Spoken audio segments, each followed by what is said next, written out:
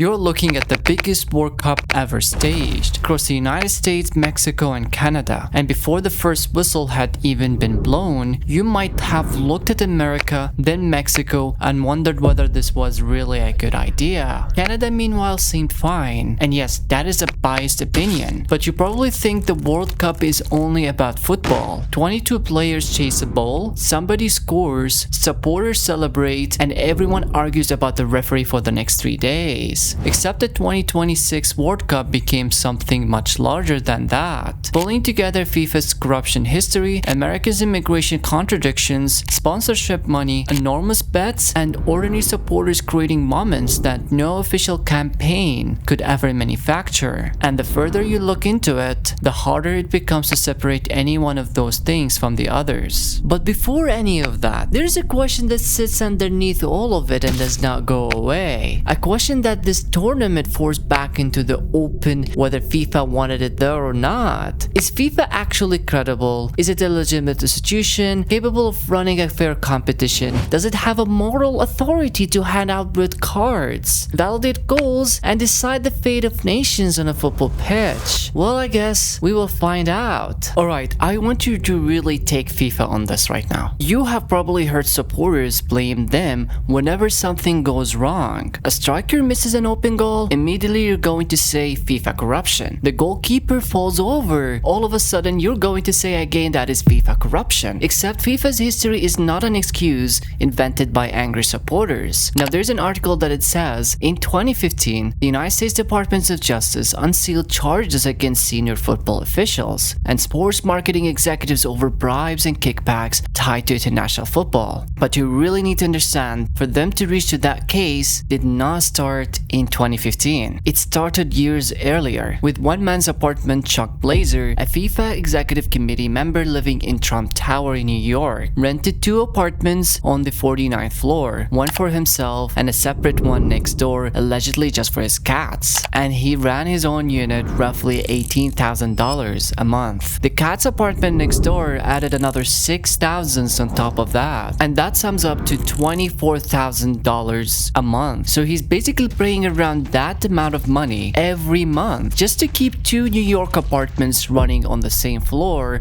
of Trump Tower, and that works out to roughly $288,000 a year just on the rent, just for 2 apartments on one floor. And that is the lifestyle that caught up with him. Investigators were not chasing some hidden football conspiracy at first. They were chasing the money. So he was spending his income in a very lavish way, and he was very open on it. So it was very obvious what he was doing. And he was not paying taxes at all. And that exactly the kind of trail federal agents knew how to follow. By 2011, the IRS and the FBI had cornered Blazer over unpaid taxes on millions in hidden income. And once they had him there, he had no leverage left. So what Blazer had to do is to agree to become an FBI informant and to expose other FIFA officials. So basically the agents, what they did, they fitted him with a hidden recording device taped under his shirt, and then they sent him to every meeting with the very people he had spent decades doing business with. And this has been going for nearly 4 years. He secretly fed evidence back to investigators, and that is how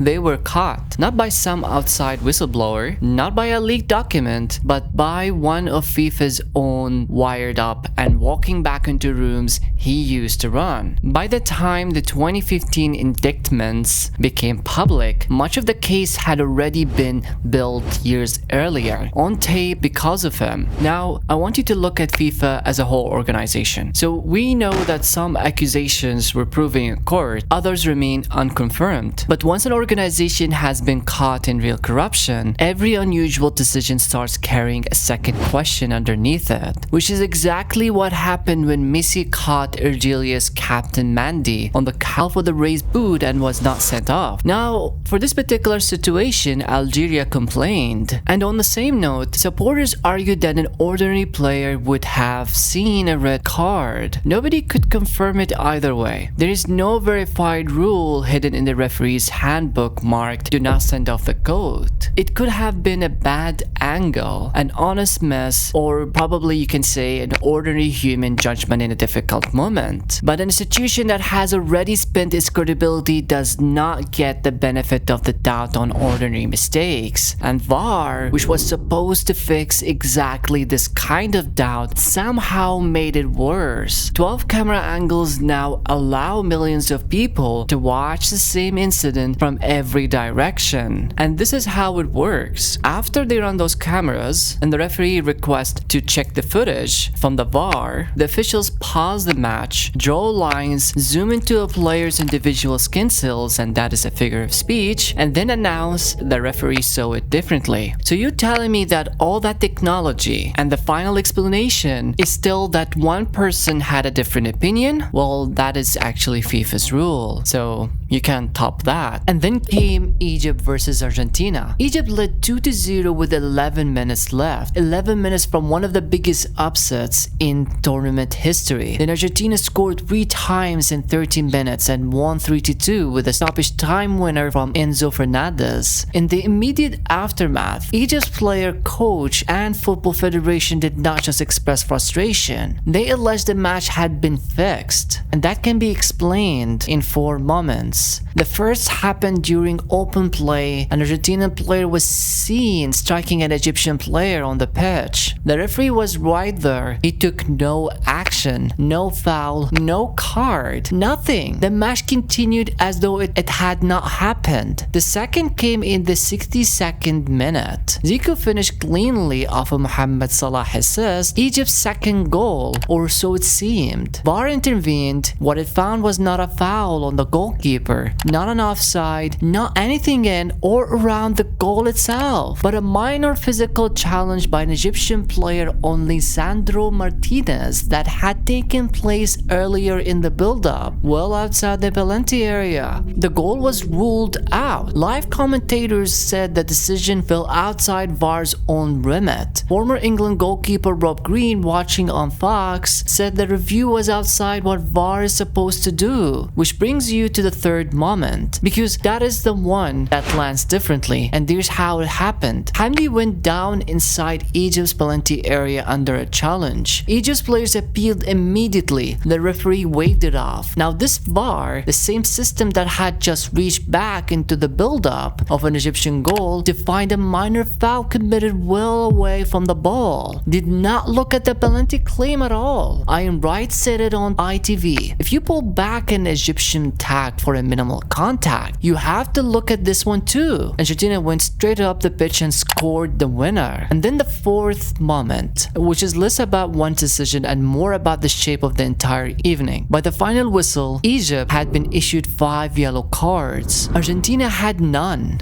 Not even one. The Egyptian goalkeeper coach had to be physically restrained from going after the referee on the pitch. A red card was shown to a member of Hassan's coaching staff. Hassan himself was booked specifically for demanding a VAR review that never came. And that was the full picture. A goal disallowed for a foul that happened away from the goal. A penalty claim ignored by the same VAR that had just reviewed the goal. A slap that went unpunished, and a disciplinary record so lopsided it looked less like a football match and more like one team had been playing against the officials too. Zico said outright that the tournament had been fixed and that the referee, François Letexia, had not been fair. Egypt coach Hassan went further, alleging there had been pressure on the referee from the Argentinian side and that his team had been cheated out of place in the next round. He said he would never watch the World Cup again. The Egyptian Football Association officially filed a complaint with FIFA, accusing Letexia and his team of serious refereeing mistakes and double standards. The EFA president personally submitted it, demanding an investigation and reportedly asking for Letexia to be removed from from the rest of the tournament. And guess what happened to Le Texier? Le Texier had to deactivate his Instagram account. Apparently he was getting a lot of backlash from what he did. FIFA's chief of refereeing, Colina, responded by defending every decision. The disallowed goal was correct. A foul is a foul. The penalty claim was correct. Salah and Julian Alvarez made normal football contact, but if it was the other way around, it might be claimed as a penalty. Anyhow, Colina is stating that VAR was used correctly throughout. Nobody, he said, could question the integrity of World Cup officials. Not even, he added, the FIFA president. Which is exactly the kind of response FIFA gives when it wants an argument to end. The problem is that FIFA's history is precisely why the argument does not end. When an institution has already been caught orchestrating real corruption behind closed doors, its officials' denials do not land the same way they once did. Colina may be entirely right. The referee may have made every call in good faith, but FIFA forfeited the right to have its word taken at value a long time ago. And VAR, which was supposed to remove doubt from moments exactly like this, produced a disallowed goal, unchecked the penalty claim, and a disputed winner, all inside 13 minutes, and then announced that everything had been reviewed correctly. Alright, so let us assume for a moment that every refereeing decision in this tournament was made in complete good faith. Now the question that remains is not whether the referee was corrupt, it is a much simpler one. How does FIFA make money? Now we know that FIFA calls itself a non-profit organization. That is technically accurate. And what it means in practice is that the money it generates does not go to shareholders. It goes back into FIFA. Now think about what makes the product valuable. I know for a fact that it does not come from tactics, not fitness levels. The answer is more commercially related to names. Specifically, one name above all others at this moment in football history, Lionel Messi. A man whose presence in a tournament does not just increase viewership, it multiplies it. Casual fans who have not watched a single qualifier will tune in for Argentina. Brands pay more to advertise against matches that include him. Broadcasters pay more for rights to tournaments where his elimination is not yet confirmed. Every round Messi survives is another round of peak commercial value for the organization that owns the television rights to every match he plays in. But if Messi loses the World Cup, the impact of everything I have mentioned so far would be cut in half and gradually fade away. At the end of the day, what we are really talking about is not football. It is the oldest human story there is. The people who control the game deciding how the game is played, this stems from basic human greed. They dressed it up in a referee's kit, broadcast in high definition, reviewed by 12 cameras, and explained calmly and officially as the correct decision. And we all know what is behind this correct decision. It's money. A lot of money. And who is there to stop them? I will leave that question for you to answer in the comment below.